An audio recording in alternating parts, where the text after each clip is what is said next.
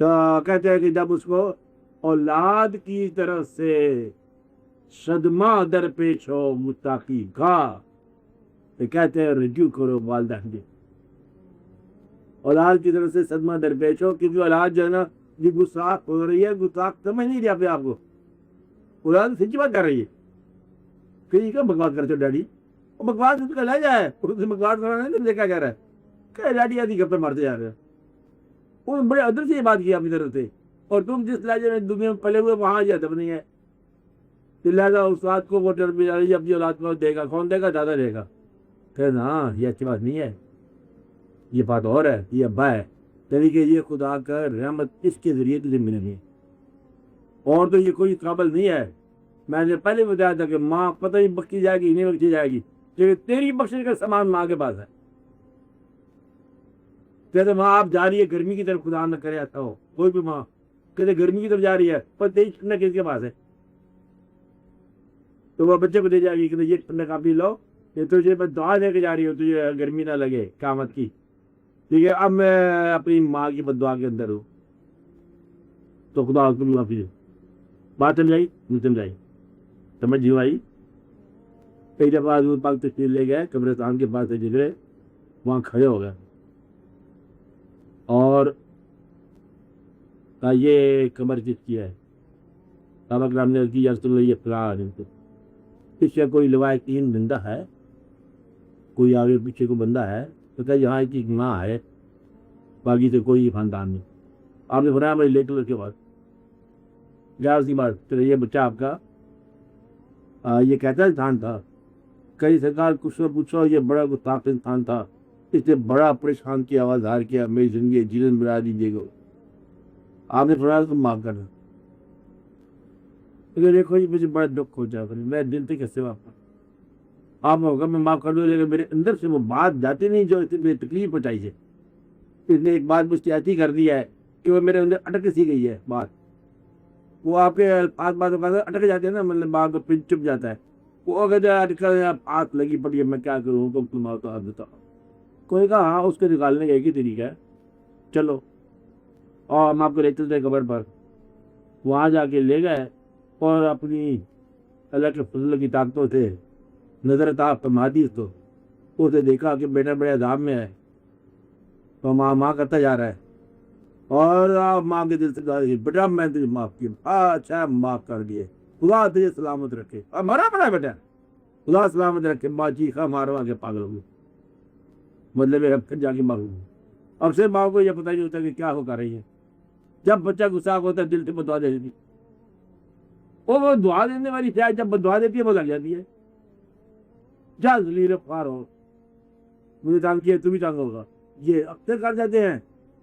اس لیے اس وجہ سے ہے کہ اگر بچوں کی طرف سے کوئی دقت ہو، چاہے چھوٹی نسل سے کوئی دقت ہو، بڑی نسل کوئی بندہ پکڑ لو،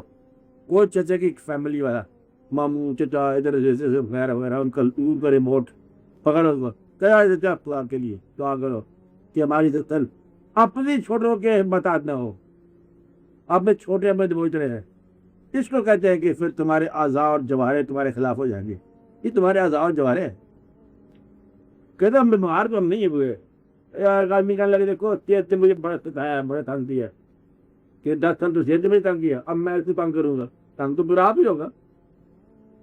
پھر تو ہم اس کو بدلے اور عذاب میں ڈالیں گے، اور آج کو کو پیا برباد ہو جائے اور برباد ہو جائے، اور مارتے ہیں تو تب پریشان آپ بیٹا اپنی اولادیں، اور چھوڑتے ہیں تو پھر آپ پریشان۔ یہ ایسا پرابلم ہے کہ یو کانٹ کل them، نہ سٹ کر سکتے ہو نہ ریجیکٹ کر سکتے ہو، یہ اللہ کی طرف سے عذاب ہے کہ سب سے زیادہ خوبصورت شاید تمہیں اولاد لگتی ہے، اور سب سے زیادہ بدصورت عمل ہی نہیں گئے، اور یہ تمہارے لیے بہت مشکل شخصیت ہے، خدا کرے ہیتے ہو سمجھ جاؤ، یہ سمجھ والی کیفیت ہے، جب اولاد مستحق ہو ناراض نہیں ہوتے، دعا کرتے ہیں یا اللہ اولاد دو، ہماری طرف سے کوئی بددعا نہیں ہے، اس میں معاف کر، میں نے معاف، یہ بڑی عزت کی بات، اولاد جو کر رہی ہے وہ عزت والی بات ہی، وہ بیچی والی بات نہیں ہے، وہ تو علم اتنا دیا تم نے، یہ تمہاری اپنی غلطی ہے، اس کو علم چھا نہیں کہ وہ کیسے ڈیل کرتے ہیں، کہ ابا تو کا ہے وہ تو سے اعتبار کر دیں ایسا کہ یار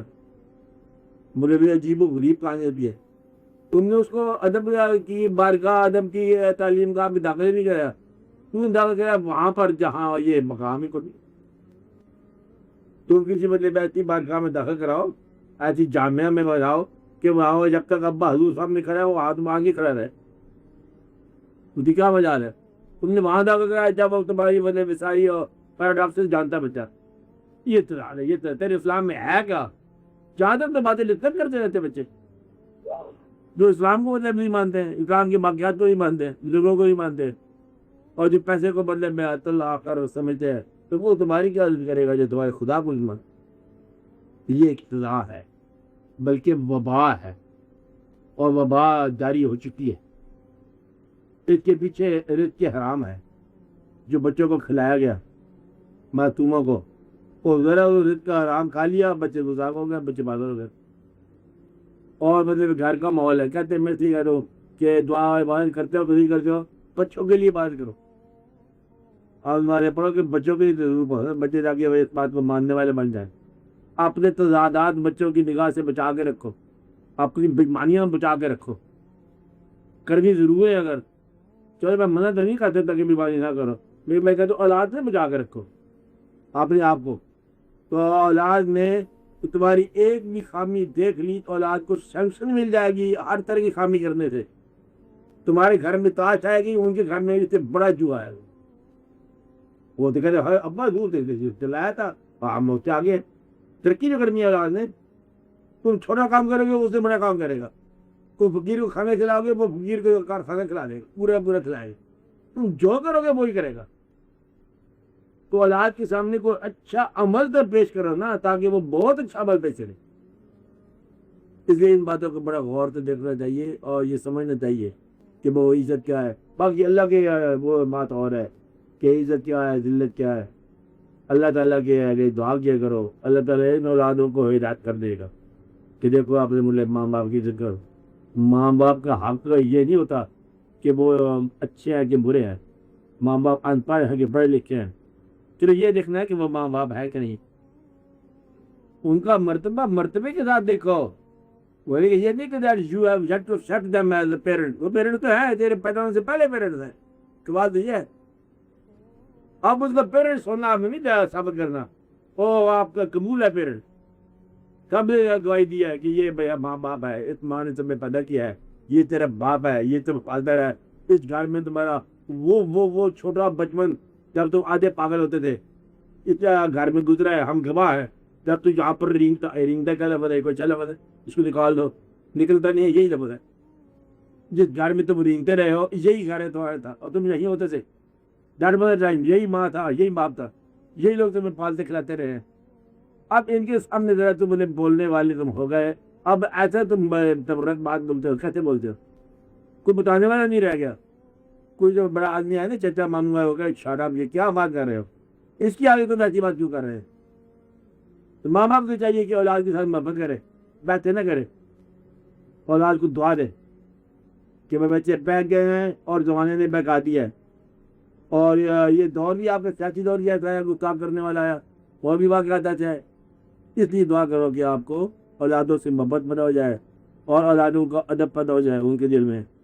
اور آپ پورے فرائض اپنے ادا کرو۔ اللہ تعالیٰ کی سب سے عزت ہے، اللہ تعالیٰ کی سب سے لیتا ہے، دور بدل جاتا ہے، سب عزت والے کو عزت مل جاتی ہے۔ تم اللہ کی طرف رجوع کرو، آپ عزت کے مقامات کی طرف دوڑ لگاؤ، کہاں پر جہاں وہ ماں مری ہوئی ہے، زندہ ہے، جہاں بھی آپ پکڑ لو